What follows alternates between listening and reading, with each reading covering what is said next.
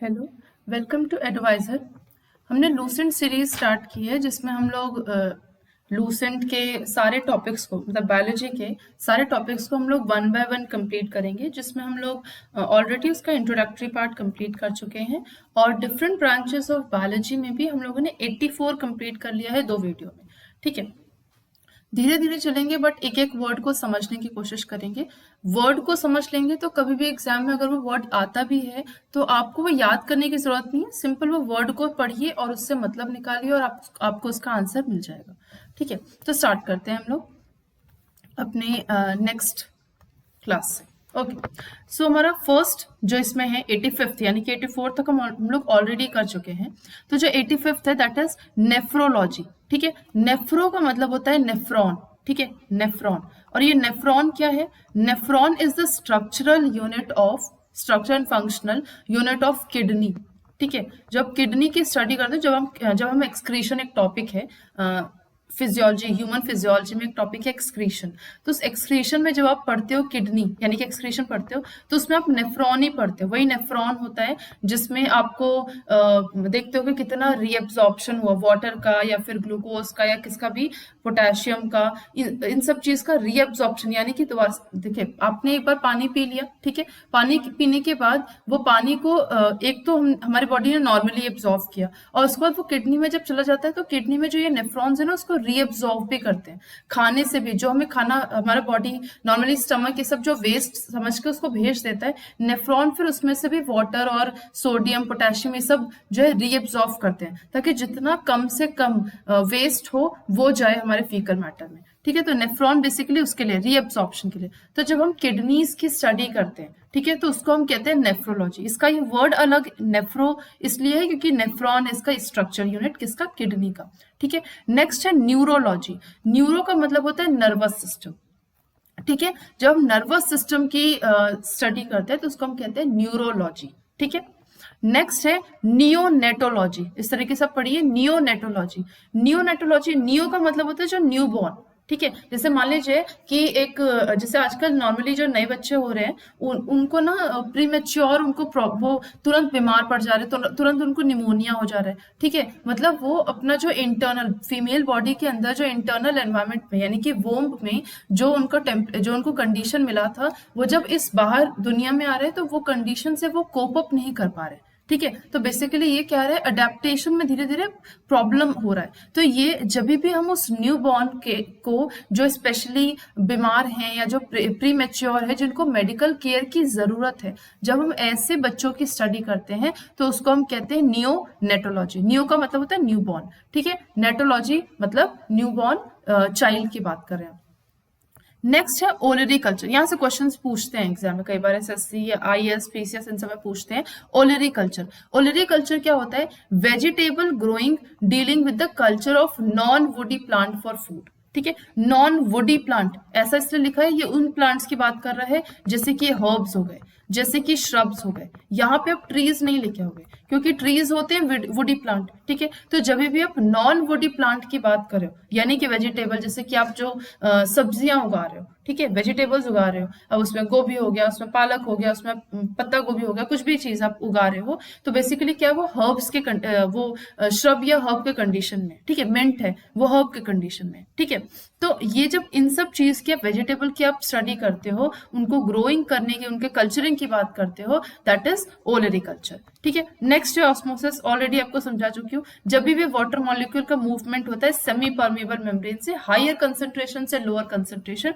उसको हम कहते हैं ऑस्मोसिस। ठीक है, नेक्स्ट है ओडेंटोलॉजी। ओडेंटोलॉजी का मतलब होता है, देखिए इसके पहले हम लोग डेंटिस्ट्री पढ़ रहे थे। डेंटिस्ट्री का मतलब होता है जब कोई भी इंसान जो है टूथ की केयर की बात करे, ठीक है, या टूथ के केयर की स्टडी करे तो उसको हम कहते हैं डेंटिस्ट्री। ठीक है, जब आप टीथ और गम, दांत को और जो उसके मसूड़े, जब आप दोनों की स्टडी साथ में करते हो उसको हम कहते हैं ओडेंटोलॉजी। क्या कहते हैं? ओडेंटोलॉजी। ये वर्ड मैं आपको बता चुकी हूँ। ऑस्टियोलॉजी, ऑस्टियो का मतलब होता है बोन्स और लॉजी का मतलब होता है स्टडी करना। तो जब बोन्स की स्टडी करते हैं तो उसको हम कहते हैं ऑस्टियोलॉजी। ठीक है, इसी तरीके से एक वर्ड है कॉन्ड्रियोलॉजी। स्टार्टिंग बताया था कॉन्ड्रियोलॉजी। कॉन्ड्रियोलॉजी में कॉन्ड्रियो का मतलब होता है कार्टिलेज। ठीक है, कार्टिलेज, कार्टिलेज कौन सी बोन होती है? अपने कान की हड्डी को देखिए, वो काफी सॉफ्ट होती है ना, मुड़ रही है वो, अब ऐसे हिलाने की कोशिश करो, मुड़ रही है, ठीक है, यानी कि वो फ्लेक्सिबल होती है। तो ऐसी हड्डियां जो फ्लेक्सिबल होती है उनकी जब हम स्टडी करते हैं कहते हैं कॉन्ड्रियोलॉजी। और जब वो जो स्टिफनेस होती है जिसके अंदर, जैसे आपकी फीमर बोन, आपकी ह्यूमरस, आपकी अल्ना, टिबिया, फिबुला, जो भी है, ये सारे बोन्स के आप स्टडी कर रहे हो, तो दैट इज ऑस्टियोलॉजी, ठीक है। ऑन्कोलॉजी, ठीक है, ऑन्कोलॉजी, जब किसी को कैंसर होता है तो वो ऑन्कोलॉजिस्ट के पास जाता है। क्यों? क्योंकि जो ऑन्कोलॉजिस्ट है वो किसकी स्टडी कर रहे हैं? वो कैंसर के या ट्यूमर की स्टडी करते हैं, इसीलिए तो आपको ठीक करते हैं, ठीक है। तो ऑन्कोलॉजी मतलब जो कैंसर या ट्यूमर की स्टडी कर रहे हो। नेक्स्ट है ऑब्स्ट्रेटिक्स। ऑब्स्ट्रेटिक्स क्या होता है? Science related with care of pregnant women before और ड्यूरिंग और आफ्टर चाइल्ड बर्थ, ठीक है। अगर कोई लेडी प्रेग्नेंट हो जाए, ठीक है, तो प्रेग्नेंट होने, मतलब प्रेग्नेंट में, जब वो प्रेग्नेंट हो उस समय पे, ठीक है, ठीक है, जब वो प्रेग्नेंट उसको यानी कि उस दौरान, ठीक है, प्रेग्नेंट के दौरान, और जब चाइल्ड का बर्थ हो जाए यानी कि डिलीवरी टाइम, तीनों ही कंडीशन में जब कोई डॉक्टर को आप दिखाते हो, तो पहली बात, जिस डॉक्टर को दिखाते हो वो कहलाता है गायनोकोलॉजिस्ट, क्योंकि बेसिकली जो फीमेल रिप्रोडक्टिव ऑर्गन है उसकी स्टडी करने को हम कहते हैं गायनोकोलॉजी, ठीक है, इसलिए उसके डॉक्टर को हम कहते हैं गायनोकोलॉजिस्ट, ठीक है। लेकिन यहाँ पे स्पेशली प्रेग्नेंट वुमेन की बात कर रहे हैं, ठीक है। ऑब्स्टेटिक्स जो है वो फीमेल रिप्रोडक्टिव ऑर्गन की बात नहीं कर रहे हैं, वो स्पेशली प्रेग्नेंट लेडी की बात कर रहे हैं, तो ऐसे को आप कह रहे हो ऑब्स्टेटिक्स, ठीक है। वर्ड में थोड़ा सा फेर है, अंतर समझिएगा। नेक्स्ट है ऑनिरोलॉजी। ऑनिरोलॉजी का मतलब होता है ड्रीम, जो हम सपने में देखते हैं। तो कई बार होता है कि आप देखते हैं ना कि किसी किसी के ड्रीम में अलग तरीके की बहुत डरावनी दिख रही है, किसी की ड्रीम काफी ज्यादा ड्रीमी होती है कि मतलब वो अलग ही दुनिया में चले गए। तो ये जो ड्रीम की स्टडी होती है उसको हम कहते हैं ऑनिरोलॉजी, ठीक है। नेक्स्ट है ऑर्निथोलॉजी। ऑर्निथो का मतलब होता है बर्ड्स, ठीक है। जब बर्ड्स की स्टडी कहते हैं उसको करते हैं उसको कहते हैं ऑर्निथोलॉजी, ठीक है। फादर ऑफ ऑर्निथोलॉजी या ऑर्निथोलॉजिस्ट कौन है? सलीम अली, डॉक्टर सलीम अली, डॉक्टर सलीम अली, ठीक है। ये ऐसा माना जाता था कि सलीम अली जो है उनके पास बहुत सारी डिफरेंट टाइप की बर्ड्स थी, और उनको जो है बर्ड्स का जो ये लैंग्वेज है वो उसको समझते थे, इसीलिए उसी भाषा में वो बुलाते भी थे और सारे बर्ड्स उनके पास आते भी थे। तो कुछ इस तरीके का उनका इंटरेक्शन हुआ करता था, ठीक है। तो ऑर्निथोलॉजिस्ट कहते हैं इनको। ऑर्थोपेडिक्स। ऑर्थोपेडिक्स क्या होता है? ऑर्थो का मतलब होता है बोन्स, सॉरी, ऑर्थो का मतलब होता है बोन्स, यानी diagnosis and repair of disorder of locomotory system.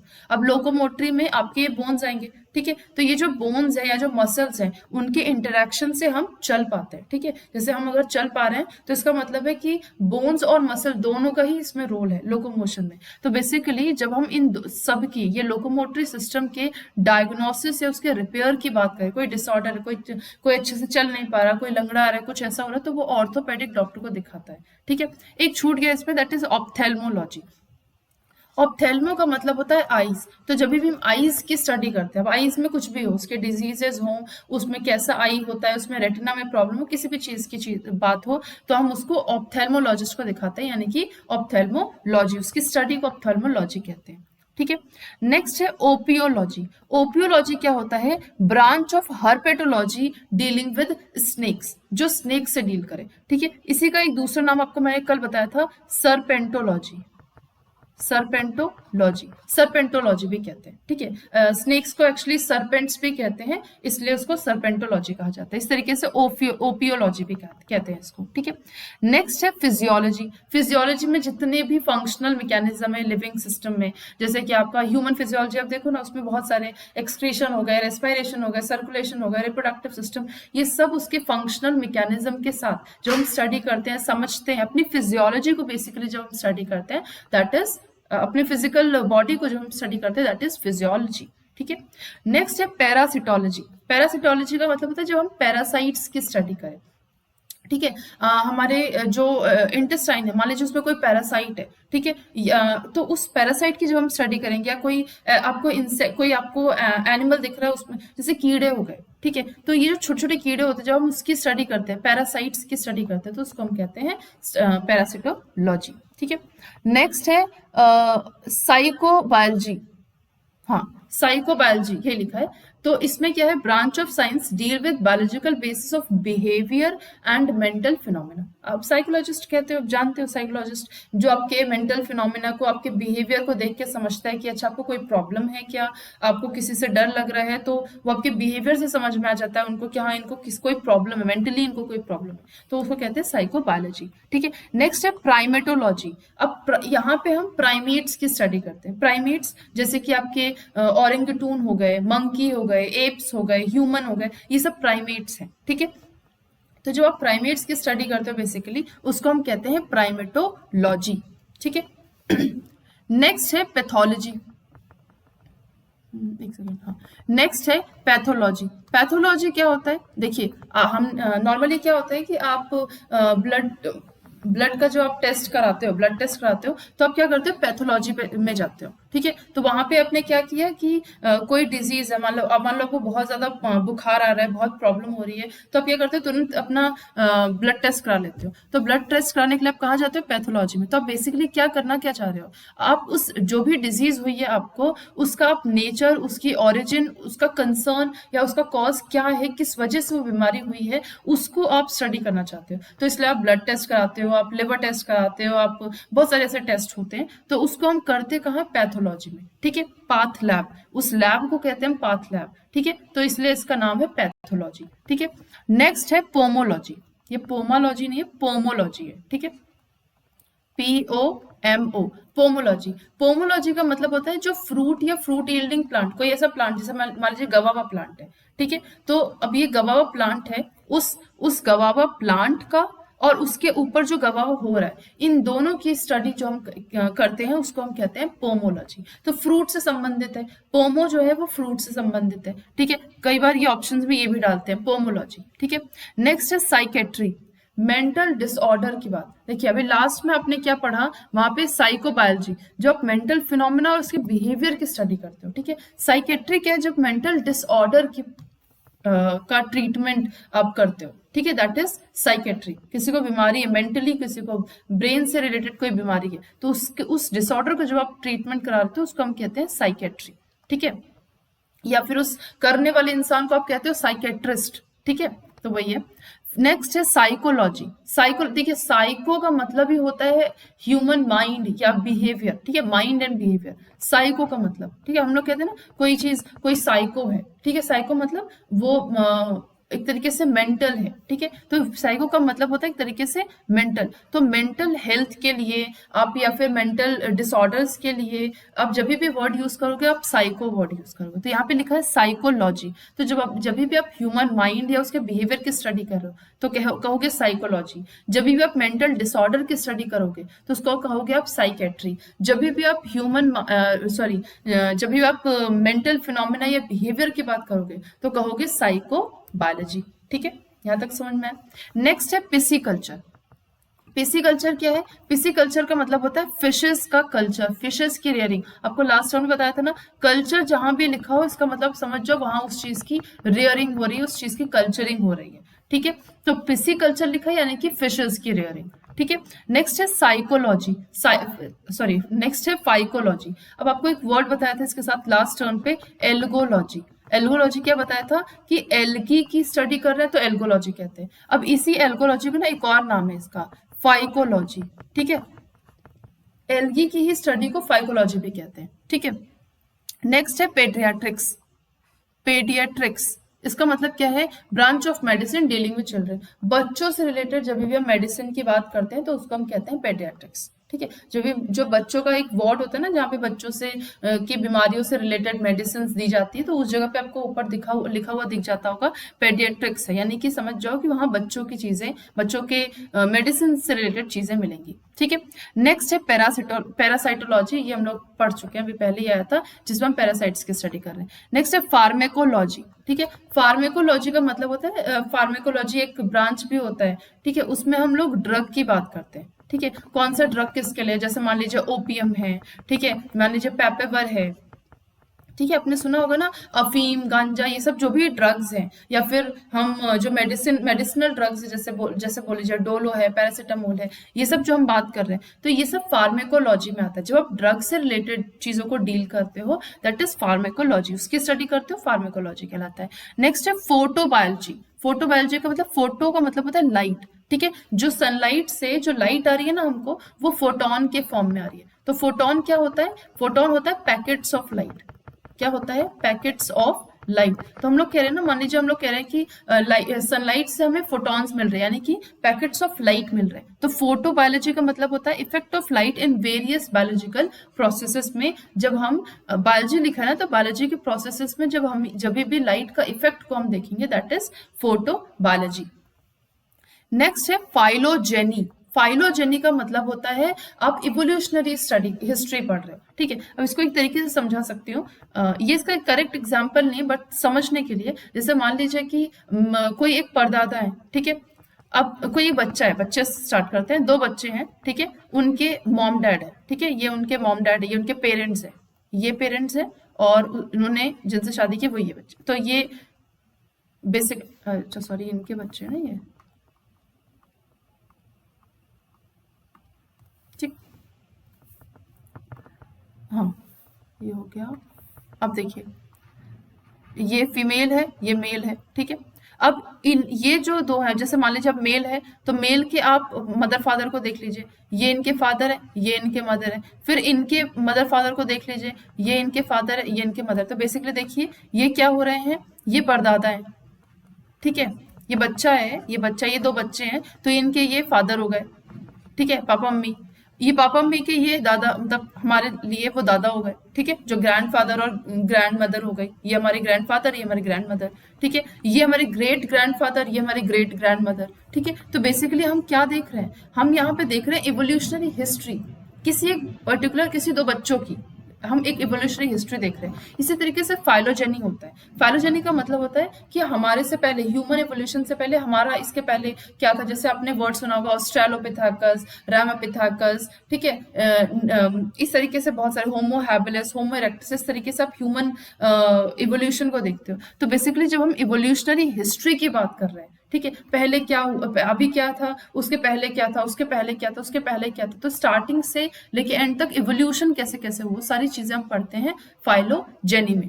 Next है फिजियोथेरेपी। फिजियोथेरेपी होता है treatment of body defect through massage and exercise. Massage या एक्सरसाइज के थ्रू हम लोग को, जैसे मान लीजिए कोई क्रैम्प हो गया मसल में, तो हम क्या कराते हैं, फिजियोथेरेपिस्ट को बुलाते हैं, ठीक है, वो मसाज करते हैं या एक्सरसाइज करवाते हैं, उसके जरिए हमारा जो है वो पर्टिकुलर चीज ठीक होता है। तो फिजियोथेरेपिस्ट क्या करते हैं, मसाज और एक्सरसाइज। तो जब भी ट्रीटमेंट मसाज या एक्सरसाइज के फॉर्म में हो रहा है, उसको हम कहते हैं, उस स्टडी को हम कहते हैं फिजियोथेरेपी, ठीक है। फिजियो मतलब हमारे बॉडी का स्ट्रक्चर, और थेरेपी मतलब कोई टाइप की थेरेपी देना, ठीक है, कोई टाइप की थेरेपी मतलब मसाज हो गया, एक्सरसाइज हो गया, ये। पैलियोबॉटनी। पैलियोबॉटनी का मतलब होता है, बॉटनी का मतलब होता है प्लांट्स, ठीक है, पैलियो का मतलब होता है फॉसिल्स, ठीक है। तो जब भी हम प्लांट के फॉसिल, जब भी हम प्लांट के फॉसिल की बात कर रहे हैं, तो वो हम कहलाएंगे पैलियोबॉटनी, ठीक है। और पैलियोबॉटनी ऐसे जो ह्यूमन जो ये चीज की स्टडी कर रहे हैं, उसको हम कहते हैं पैलेंटोलॉजिस्ट। पैलेंटोलॉजिस्ट, ठीक है, पैलेंटोलॉजिस्ट कहते हैं। एक नया वर्ड है पेलिनोलॉजी। पेलिनोलॉजी क्या होता है, जो आप फ्लावर में, मैंने आपको लास्ट टाइम बताया था ना, फ्लावर में पॉलन ग्रेन होते हैं, तो उन स्पेशली उन पॉलन ग्रेन की जब हम स्टडी करते हैं, ठीक है, कैसे पॉलन ग्रेन, सनफ्लावर में कैसे पॉलन ग्रेन है, या फिर ग्रासेस में कैसे पॉलन ग्रेन है, या रोज में कैसे हैं, या फिर ऑर्किड में कैसे, ऐसे अलग अलग टाइप के आप फ्लावर्स की जब आप पॉलन ग्रेन की आप स्टडी करते हो, तो उसको हम कहते हैं पेलिनोलॉजी, ठीक है। नेक्स्ट है पीडोलॉजी। पीडो का मतलब होता है सॉयल, ठीक है, पीडो का मतलब होता है सॉयल। तो जब भी आप सॉयल साइंस की स्टडी कर रहे हो, उसको हम कहते हैं पीडोलॉजी। और इसी तरीके से एक वर्ड है पीडोजेनेसिस, ठीक है। पीडोजेनेसिस का मतलब होता है सॉयल का फॉर्मेशन कैसे हुआ, उसको हम कहते हैं पीडोजेनेसिस। सॉरी, ये स्पेलिंग नहीं होती, PEDO, PAEDO अलग चीज हो जाएगी, ठीक है। नेक्स्ट है फाइटोप्लैंक्टन। ये सिर्फ इसका डेफिनेशन, ये कभी भी आपको ऑप्शन में कभी डाल दिया जाए तो क्वेश्चन नहीं पूछेगा। फाइटोप्लैंक्टन जो है वो माइक्रोस्कोपिक ऑर्गेनिज्म, प्लांट्स होते हैं बेसिकली ये, जो कि वाटर पे फ्लोट करते हैं। छोटे छोटे आपको प्लांट्स दिखेंगे जो पानी में से छोटे छोटे फ्लोट कर रहे हैं, दैट इज फाइटोप्लैंक्टन। ठीक है, इसी तरीके से छोटे छोटे एनिमल जो ऐसे आपको दिखे नहीं लेकिन माइक्रोस्कोपिकली आपको दिख जाए, ठीक है, उसको हम कहते हैं जू प्लैंक्टन। क्या कहते हैं? जू प्लैंक्टन। ठीक है, जू प्लैंक्टन फाइटोप्लैंक्टन को खाते हैं। ठीक है, नेक्स्ट है पोइकिलोथर्मिक। पोइकिलोथर्मिक क्या है? लास्ट टर्म पे मैं आपको होम्योथर्मिक मैंने बताया था। होम्योथर्मिक वो थे जो वार्म ब्लडेड एनिमल्स थे। ठीक है, ये हमने पढ़ा था ना, वार्म ब्लडेड एनिमल। और उसके बाद मैंने आपको बताया था एक होता है कोल्ड ब्लडेड एनिमल। ठीक है, कोल्ड ब्लडेड। तो जो वार्म ब्लडेड एनिमल्स होते हैं उनको हम कहते हैं होम्योथर्मिक। ठीक है, या होमोथर्मिक कहते हैं। ठीक है, इस तरीके से जो कोल्ड ब्लडेड होते हैं उसको हम कहते हैं पोइकिलोथर्मिक। ठीक है, वार्म ब्लडेड या होम्योथर्मिक उनको कहते हैं जो अपना इंटरनल एनवायरनमेंट को मेंटेन रख सके। ठीक है, पोइकिलोथर्मिक या कोल्ड ब्लडेड एनिमल्स उनको कहते हैं जो अपना इंटरनल एनवायरनमेंट को मेंटेन नहीं रख पाते और उनको हाइबरनेशन में जाना पड़ता है, उनको छुपना पड़ता है पूरा एक सीजन। ठीक है, जैसे आपके एम्फीबियंस हो गए या आपके रेप्टाइल्स हो गए, ये सब हाइबरनेशन में चले जाते हैं। ठीक है, पोइकिलोथर्मिक। नेक्स्ट है आपका पिगमेंट। पिगमेंट भी बेसिकली कभी नहीं पूछेगा आपसे, ये इसकी डेफिनेशन ही दी होगी, a substance which absorb light of certain wavelength like chlorophyll found in green plants. ठीक है, आपको पता है जैसे ये ग्रीन कलर की लीफ है। ठीक है, अब ग्रीन कलर की लीफ में वो लाइट को क्या करते हैं? पकड़ते हैं। ठीक है, किस फॉर्म में पकड़ते हैं? फोटॉन्स के फॉर्म में पकड़ते हैं। अब लाइट को पकड़ता कौन? ये लीफ में ना एक पिगमेंट प्रेजेंट होता है, पिगमेंट जिसकी वजह से लीफ हमको ग्रीन, जब भी आपको लीफ ग्रीन कलर के दिख जाए ना, समझ जाओ उसके अंदर क्लोरोफिल प्रेजेंट है। ठीक है, क्लोरोफिल एक पिगमेंट है जिसके वजह से आपको लीफ जो है वो ग्रीन कलर की दिखती है। ठीक है, तो ये जो क्लोरोफिल पिगमेंट है ये जिस भी लीफ में होगी वो फोटोसिंथेसिस भी कर पाएगी, क्योंकि ये क्लोरोफिल जो है वो लाइट को फोटॉन्स के फॉर्म में कैप्चर करने की कैपेबिलिटी रखती है। ठीक है, तो पिगमेंट क्या है? बेसिकली एक सब्सटेंस है जिस वेवलेंथ में क्लोरोफिल जो है वो एब्जॉर्व करे लाइट को। नेक्स्ट है पैलेंटोलॉजी। आपको बताया था कि पैलेंटोलॉजिस्ट उनको कहते हैं जो फॉसिल्स की स्टडी करते हैं। ठीक है, तो पैलेंटोलॉजी क्या होता है? जब हम जैसे किसी की फॉसिल की स्टडी करें, जैसे कि डायनासोर। ठीक है, आपको पता है डायनासोर बहुत बड़े बड़े जानवर हुआ करते थे जो अब नहीं है सक्सेसफुली। तो ये जो डायनासोर हैं उनकी फॉसिल्स की स्टडी के थ्रू ही तो हमें पता चला है कि पहले डायनासोर हुआ करते थे और ऐसे खतरनाक खतरनाक भी थे, कुछ वेजिटेरियन भी थे, कुछ नॉन वेजिटेरियन भी थे। तो ऐसे फॉसिल्स की स्टडी जब हम करते हैं तो उसको हम कहते हैं पैलेंटोलॉजी। काफी इंपॉर्टेंट होता है पैलेंटोलॉजी, इसके थ्रू ही हम पता लगा पाते हैं कि पहले कैसे जानवर हुआ करते थे। ठीक है, जो पुराने जो फॉसिल्स के थ्रू हम स्टडी करते हैं। नेक्स्ट है रेडियोलॉजी। रेडियोलॉजी क्या होता है?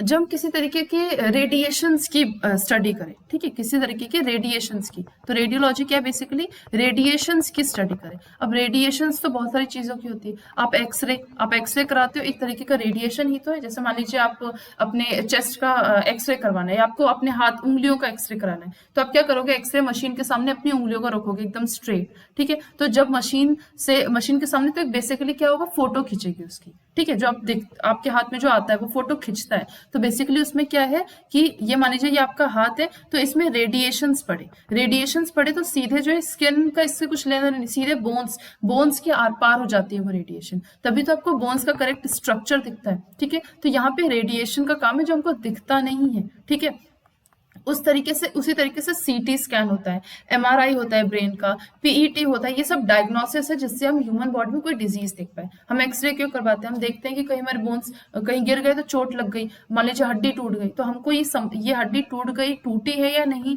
या सिंपल एक हल्का सा लिगामेंट स्ट्रेच मतलब में टियर हुआ है, ये हमको अगर जानना है तो हम एक्सरे करवाते हैं उस चीज का। तो रेडिएशन से ये सारी चीजें हमें क्लियर समझ में आ जाती है, तो दैट इज रेडियोलॉजी। नेक्स्ट है राइनालॉजी। राइनालॉजी क्या होता है? नोज या ऑल्फैक्टरी ऑर्गन।